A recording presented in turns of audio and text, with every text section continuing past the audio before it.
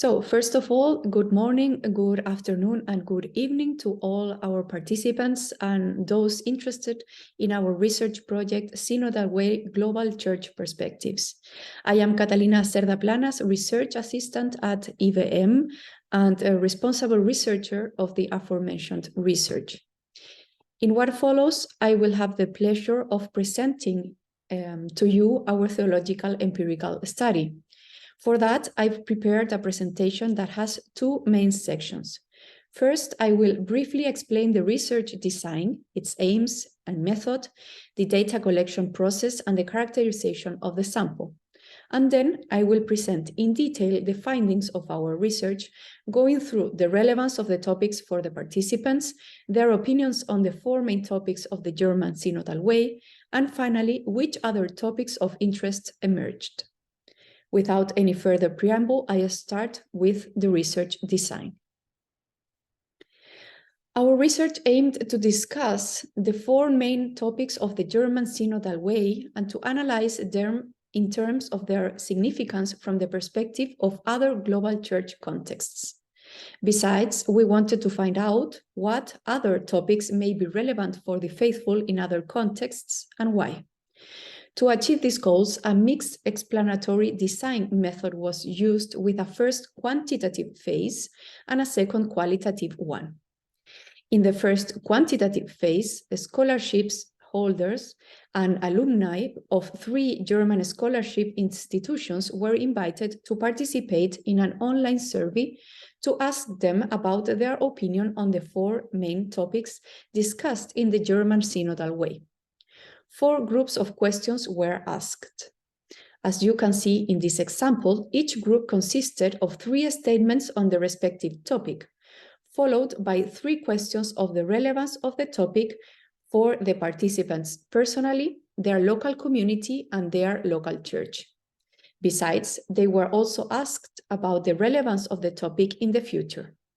Participants were requested to rank how strongly they agreed with each of the statements using a response rate of 1, I totally disagree, to 5, I totally agree.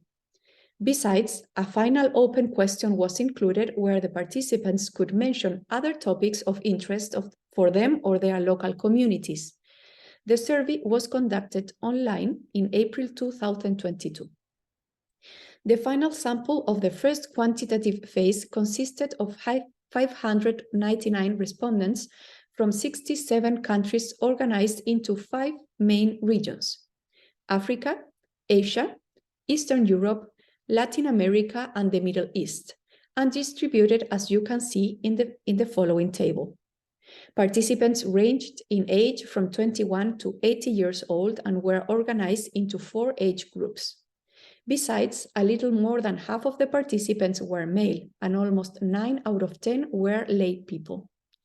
In addition, the largest group consisted of Roman Catholics, while other denominations such as Greek Catholics, Maronites, and Ethiopian Catholics were represented between 2 and 3% each.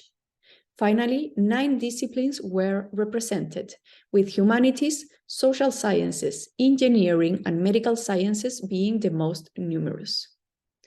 These background variables were also used to analyze the possible differences between groups, where the only variable that showed significant differences for all topics was the participants' region of origin. Consequently, the second qualitative phase was designed based on this criterion, and the survey's respondents were invited to participate in focus groups by regions. 2 group interviews were held with people from each region, in the case of Africa, Asia, Eastern Europe, and Latin America.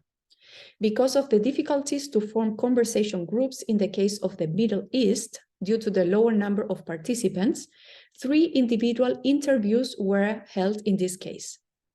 This second qualitative phase focused on discussing the quantitative results with the participants in order to see whether they agreed with them, how they interpreted the findings, and what sociocultural and religious conditions may, at least in part, explain the results and the differences between the regions.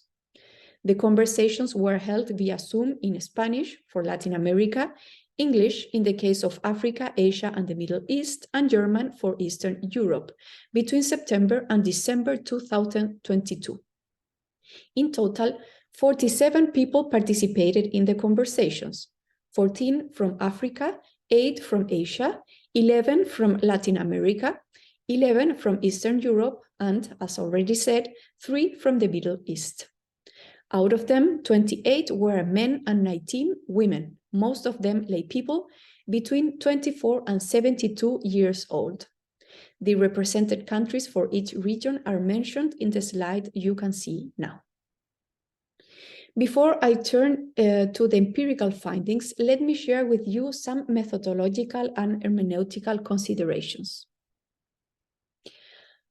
First of all, I would like to briefly explain what kind of data I will present, particularly regarding the quantitative phase, in order to make it easier for you to follow my presentation. The tables I will share will look like this one. In it, you can see in the left column the statements or items included in the survey. In the middle, you can find the frequencies of answers in percentages for each level of the scale used. From 1, I totally disagree, to 5, I totally agree. Finally, on the right columns, you can see the mean value and the standard deviation for each item. The mean value is the average answer for the whole sample. Because the scale ranged from 1 to 5, 3 means there is no clear trend within the sample, which I will call ambivalent opinion. Near or over 4 means the respondents had in general a positive opinion, and near or below 2, the opposite. The standard deviation, on the other hand, measures how dispersed the data is in relation to this mean value. A normal distribution of answers usually has a standard deviation of 1. A lower standard deviation means data are clustered around the mean, and a higher standard deviation indicates data are more spread out. Therefore, the standard deviation helps us identify the level of consensus or lack of it within the answers. In this second type of tables, I will present the mean values for each region.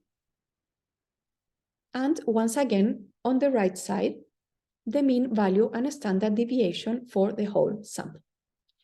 It is important to bear in mind that, as every empirical research within and outside theology, the results show the main trends within the sample and the opinions of the participants, and only regarding the aspects addressed here regarding each topic, and are not intended to exhaust the phenomenon under study. Therefore, with this, I don't intend to give a definitive answer to the discussion on these topics. On the contrary, what we are trying to do is to offer an empirical basis for the intercultural dialogue that we wish to have during the conference. Furthermore, when analyzing the differences between regions, it is also important to bear in mind that this should not be understood as some kind of essentialization of what it means to be Latino, Asian, African, etc. Neither should be overlooked the internal differences within regions, which were also present, of course. Hopefully, we will be able to tackle them in the next sessions when we go into more detail about each region. Besides, the characterization that I will present should not be interpreted in terms of any supposed superiority of one cultural or ecclesial system over the other, even less used to judge others. It only seeks to describe the different opinions and contexts that play a role in the synodal dialogue that we are seeking to have as Catholic Global Church. Bearing this in mind, I move on with the presentation of the results. I will start by sharing with you the findings regarding the relevance of the 4 main topics for the participants and their local communities. As you can see in the figure, all topics are considered important. The subject areas sexuality and women are the most important for the participants personally, followed by power and priestly existence. Looking at the relevance of the topics for the diocese or local church, the order is slightly different. sexuality, and priestly existence represent the priorities, followed closely by power.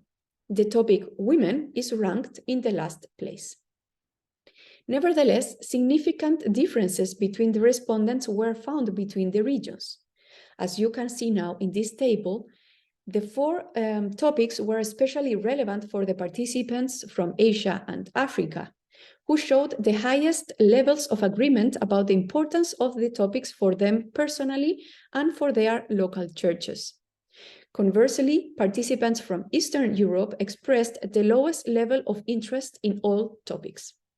For the participants from the Middle East, the topics appeared to be important for their future, while in the case of Latin America, the relevance of the issue of women in the church highlights as the most relevant. Let's move now to the participants' opinions regarding each of the specific topics. We start with the topic of power and division of powers in the church with the following three statements. A. Power and influence in the church are exclusively in the hands of the priests and bishops, with a mean value of 3.34 for the whole sample and a standard deviation of 1.43. This means that the participants had an ambivalent positive opinion about this first statement, and there were relevant differences between the respondents. B. It would be important for lay people to have more influence in the church and for power to be better distributed, had a mean value for the whole sample of 4.03 and a standard deviation of 1.19. In this case, respondents rated this item positively, and lower differences could be noted between the respondents. And C. Shared participation of lay and clergy in the mission of the church helps in proclaiming the message, had a mean value of 4.46, the highest within this topic, and a standard deviation of 0.85, showing a high consensus among the respondents.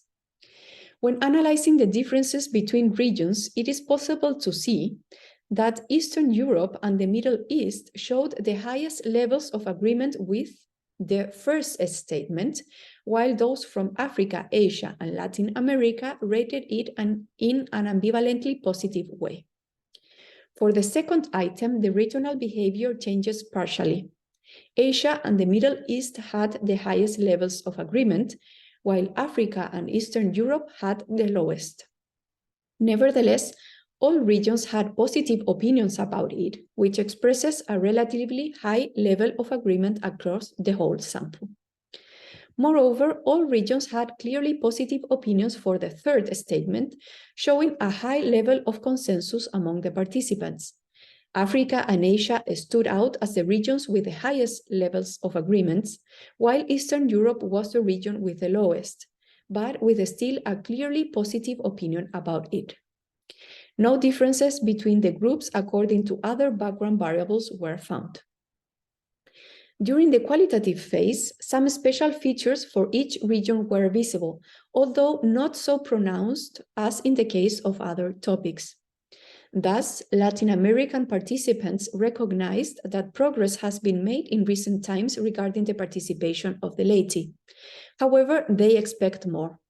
According to them, power is concentrated in the hierarchy, and they believe there is a need to open decision-making processes and structures for the laity in general, and particularly for women. However, they said this often depends on the priest in charge and usually on the religious community he belongs to, which have very different styles of exercising power and promoting or not lay participation. For African participants, on the other hand, power appeared to be the most relevant issue. The concentration of power in the hierarchy was described as an exclusion for the laity and women, who, according to the participants, are the ones who know the local communities best. However, the discussion didn't focus primarily on who may or may not have access to the positions of power in the church, but more on what power itself means or should mean within the church, how leadership is currently understood and exercised, and how this should develop for a better ecclesial experience. Asian participants suggested that power within the church should be a topic for discussion, although they consider that it is better to conceptualize it as responsibility.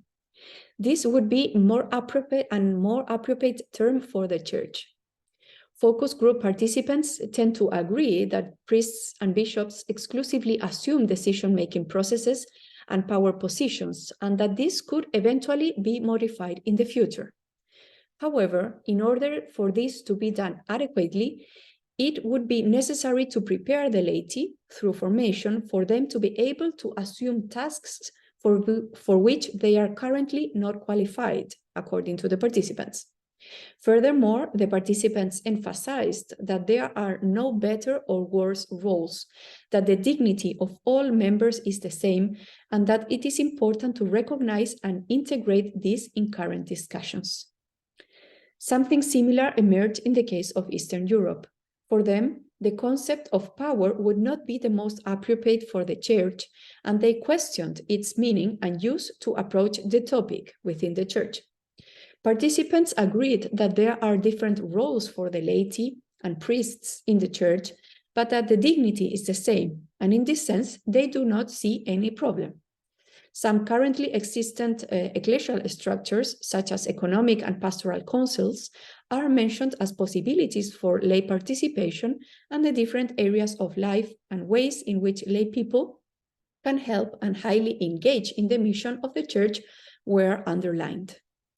Finally, the participants from the Middle East also mentioned that both lay people and priests have established roles, which are neither questions nor cause for conflicts.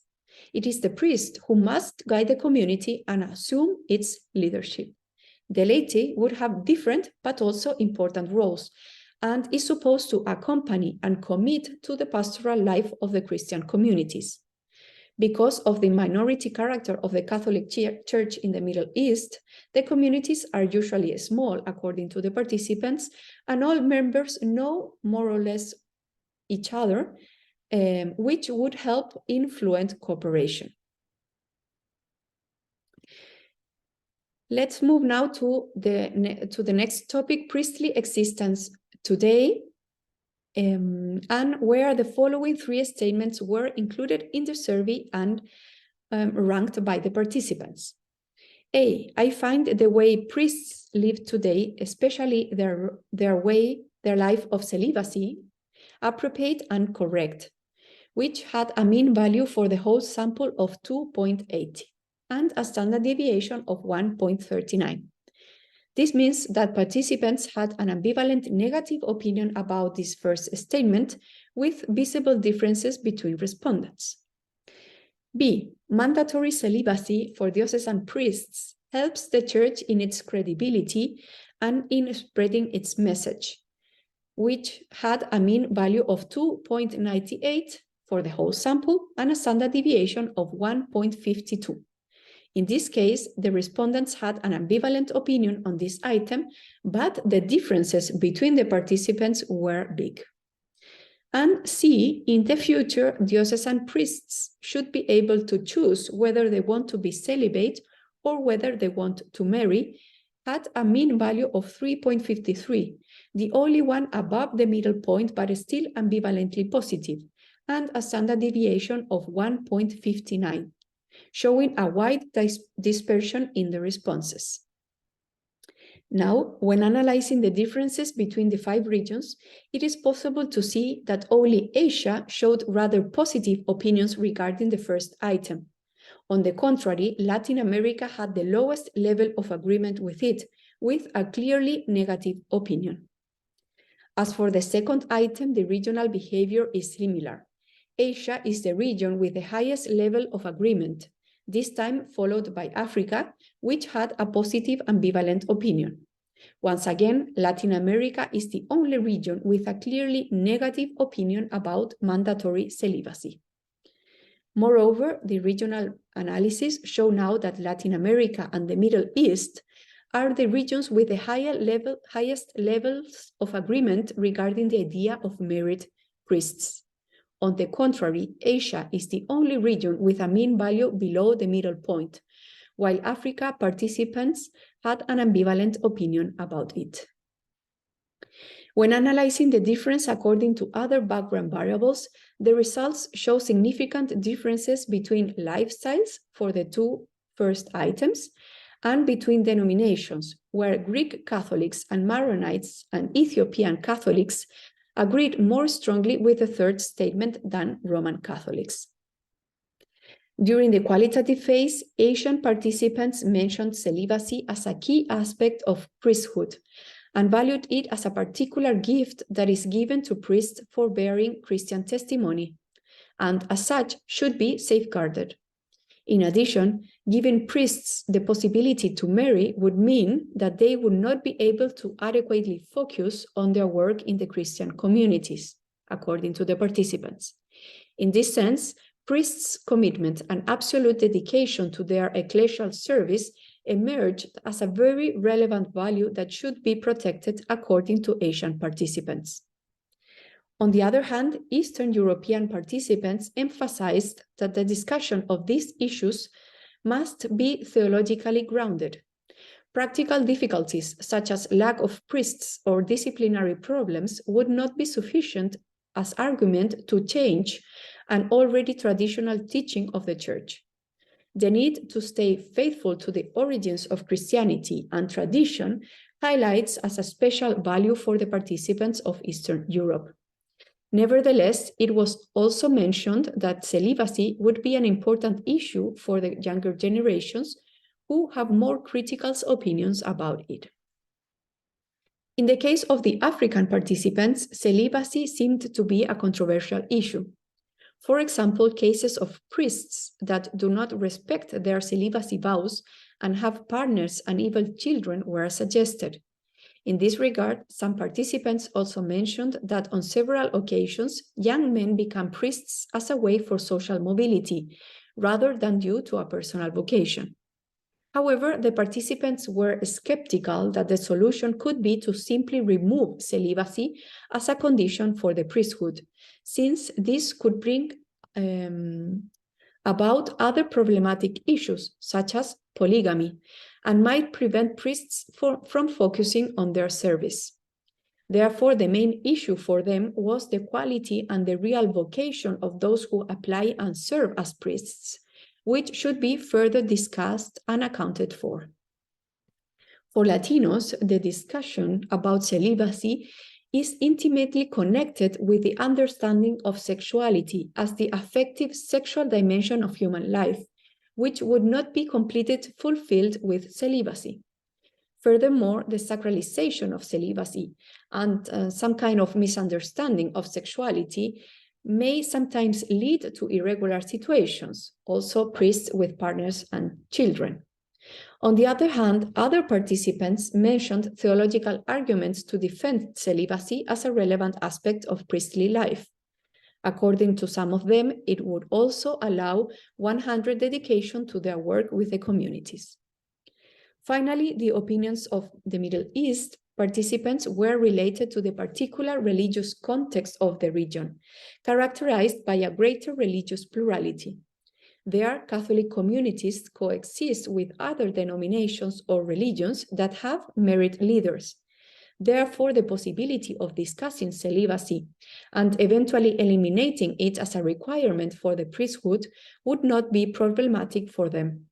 The interviewees expressed the conviction that religious leaders can have families and at the same time adequately accompany their communities. On the topic of women in the ministry of the Church, the following three statements were assessed by the participants. A. Women play an important role in our Catholic communities and parishes, had a mean value of 4.16 for the whole sample, the highest within this topic, and a standard deviation of 1.20, showing some differences among respondents. B. Women have enough voice and influence in our Catholic communities and parishes, with a mean value of 2.97 and a standard deviation of 1.38.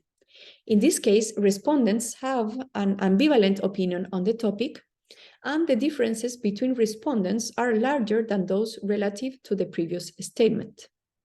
And C, in the future, women should also be admitted in the ordained ministries of the Church at a mean value of 3.57, slightly above the middle point, but still ambivalently positive, and a standard deviation of 1.52, showing this, in this sense, a wide dispersion of responses between the participants. When analyzing the differences between the 5 regions, it is possible to see that African respondents, followed closely by Asians and Latin Americans, rated clearly positively the first item, while those from the Middle East and Eastern Europe rated it in an ambivalently positive way. In the case of the second item, the regional behavior changes visibly. Asia and Africa appear as the regions with the highest level of agreement, although ambivalently positive. On the contrary, the Middle East and Latin America show negative ambivalent opinions. Finally, the regional differences concerning the third item show that Latin America was the region with the most positive attitudes towards the idea of allowing women to the ordained ministries, followed considerably behind by the Middle East and Asia. Finally, Africa and Eastern Europe showed ambivalent opinions with mean values slightly over the middle point. Comparing the results between groups according to other background variables, significant differences between gender, lifestyle, and denomination emerged. For example, male respondents agreed more strongly than female respondents with the second statement, while the opposite was true for the third one. In addition, Maronite, Ethiopian, and Armenian Catholics among the respondents showed higher agreement and interest in the topic than Greek Catholics. During the conversation with the African participants, the dialogue focused on the little appreciation of women by the Church. In spite of the fact that they are a numeric majority within Christian communities, they are rarely considered in the decision-making processes, according to the participants. Nevertheless, even though the participants are open to discussing women's ordination, they tend to believe that this would not be the solution to the challenge of women's inclusion in the Church, if the issue of ecclesial leadership and power distribution is not tackled. Women can be ordained and anyway remain excluded of the decisions and leadership if the ecclesial structure and culture as a whole do not change. Something similar emerged in the case of Latin America. The participants mentioned that women are often the ones responsible for pastoral life and that females play a relevant religious symbolic role. Nevertheless, they are not part of the decision-making processes, which is understood as problematic and unfair, often related to a Latin American patriarchal cultural framework. However, the question was raised whether the access of women to the ordained ministry would be the only way to solve this problem, or whether the whole hierarchical structure of the Church should be reconsidered. To them, the mere incorporation of women does not seem to ensure a solution. Divided opinions emerged during the conversation with the participants of the Middle East. On the one hand, the interviewees argued that the role of women is already established and accepted, mentioning even biblical arguments, and there seemed to be no major expectations to change this. However, other opinions showed a certain degree of openness to discussing the role of women in the Church and eventually to prepare them for the leadership within the community. In Asia, a diversity of opinions was expressed during the conversations too. On the one hand, the participants recognized that women's work is mainly related to the domestic ecclesial life and that they are not involved in decision-making processes. For some of them, however, this is not a major problem. On the other hand, other participants did believe that it is possible to have women as leaders within the Church, since they have been integrated into leadership positions in different areas outside the Church. However, there are transversal reservations regarding the ordination of women. And finally, Eastern In Eastern Europe, the participants mentioned that women have different roles in the church, but that the dignity is the same and that the Christian message can be communicated in other ways and by other means besides the ordained ministry. For example, through education, socio-political engagement, and media. Therefore, they said, this topic is no big issue for them and their communities. However, as the conversation developed, the differences between the generations in the way they deal with these issues were visible. The adult generations grew up in a context where certain issues were not allowed to be questioned, which is no longer the case for younger generations. Finally, on the topic sexuality and partnership, the following 3 statements were rated by the participants. A, it is right and important that the Church's teaching deals intensively with the topic of sexuality, had a mean value of 3.97, the highest within this topic, and a standard deviation of 1.24, showing some differences between respondents. B, it is correct and should remain so that according to the Church's teaching, sexuality may have its place only in a Catholic marriage blessed by the Church, which had a mean value of 3.08 and a standard deviation of 1.56. This means that respondents had an ambivalent opinion on this topic, and the differences between respondents were greater than in the previous statement. And C, the Catholic Church should reassess its stance on homosexuality, had a mean of 324, slightly above the middle point and still ambivalent, and a standard deviation of 1.67, showing a wide dispersion of respondents. When analyzing the differences between the 5 regions, it is possible to see that African respondents, followed closely by Latin Americans and Asians, rated clearly positively the first item, while those from the Middle East and Eastern Europe rated it in an ambivalently positive way. As for the second item, the regional behavior changes visibly. Africa appears as the region with the highest level of agreement, followed closely by Asia, Eastern Europe, and the Middle East, all of them with mean values slightly over the middle point. Latin America is the only region with a negative assessment regarding this second statement. The regional differences regarding the third item show that Latin America was the region that more clearly positively evaluates a new assessment of homosexuality by the Church, followed considerably behind by Asia. Eastern Europe and the Middle East showed ambivalent opinions, while Africa is the only region with a clearly negative opinion regarding this item. When analyzing other possible variations between groups, significant differences between denominations for all items were found, while gender differences were also evident for statement 3, where women showed higher agreement than men. Finally, age only played a role in the topic's relevance. The younger the respondents were, the more relevant this topic was to them. During the qualitative phase, this topic was the one that showed the biggest differences between the regions. Thus, Asian participants mentioned that their cultures are rather traditional and that issues related to sexuality are restricted to private life or even considered taboo. Likewise, homosexuality is culturally forbidden. On this background, there does not seem to be much expectation of increased church involvement in regard to sexual issues.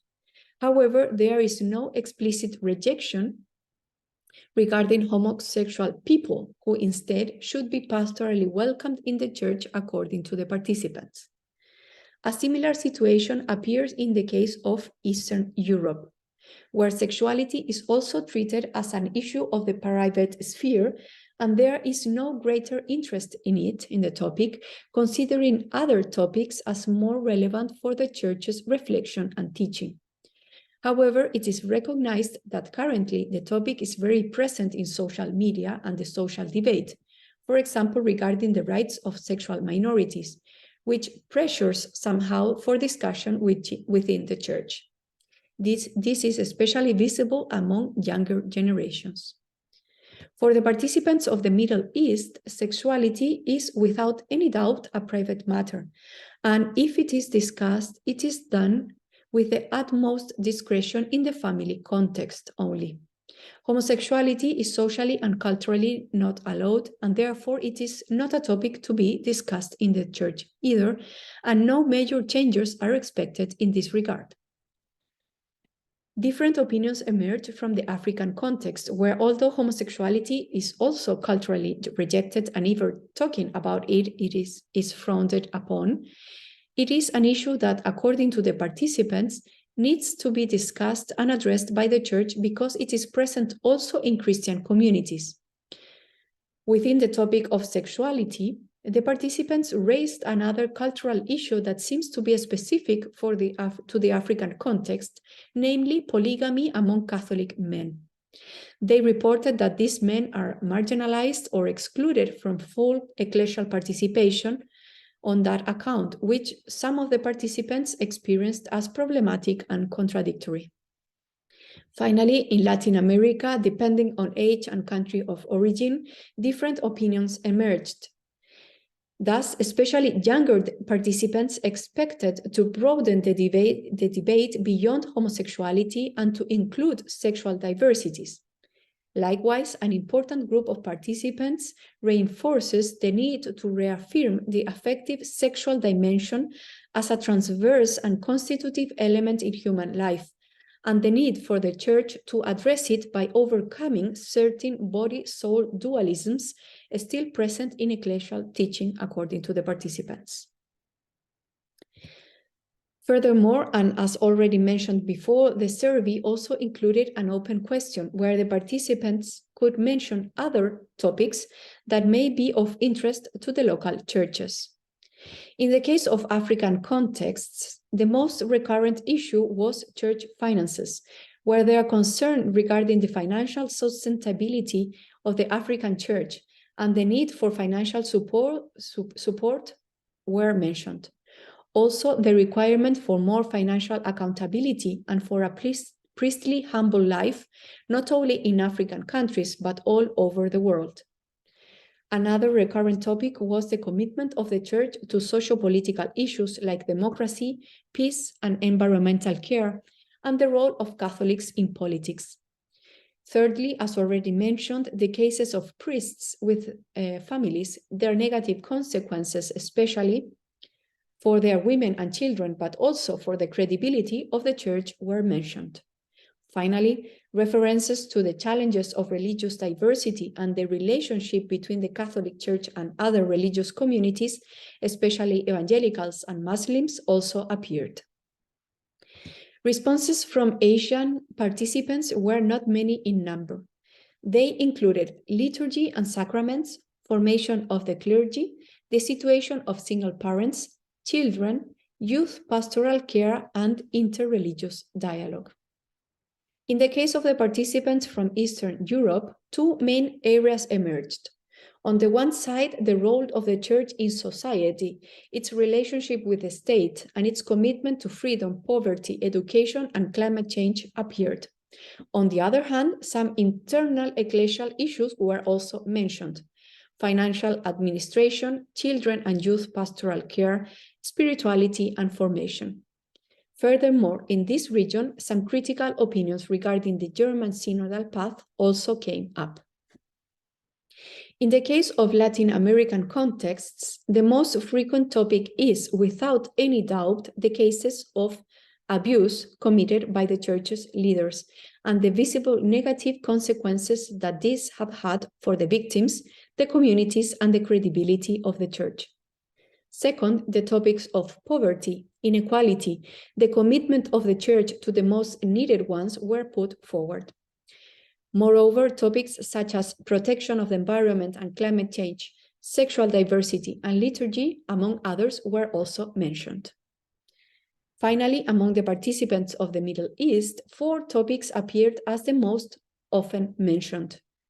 First, the weak participation of young people in the Catholic Church and the need to potentiate children and youth pastoral care. Second, the role of Catholic education as a contribution to society, which is, however, private and therefore too expensive.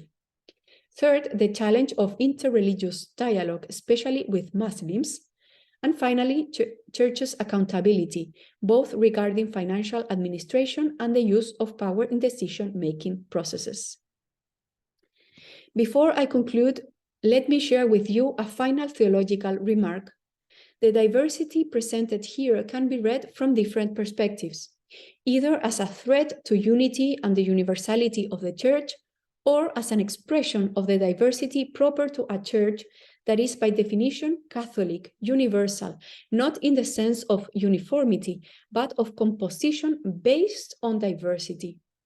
If in God Himself the diversity does not threaten His unity, even less should the diversity within the Catholic Church be perceived as a threat.